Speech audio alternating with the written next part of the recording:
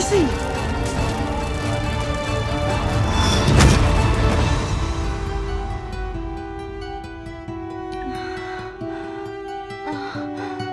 Paano kung hindi na ako gumaling, ma? Di pa nga natin nasusubukan, suko ka na agad.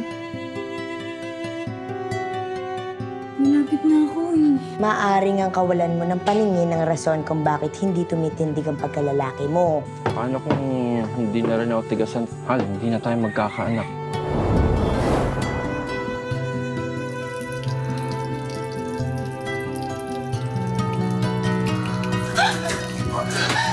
Sino ka?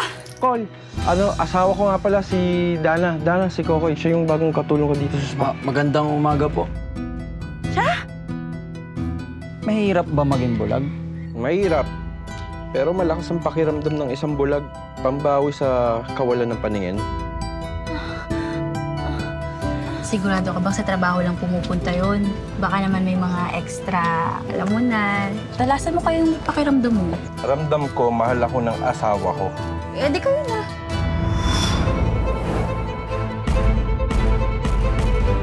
Dana?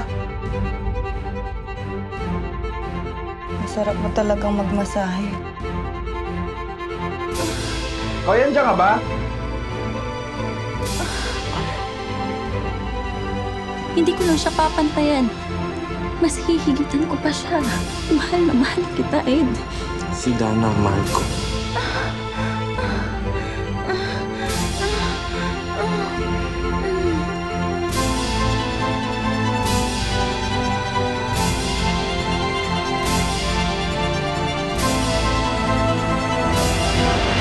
Tama ka nga.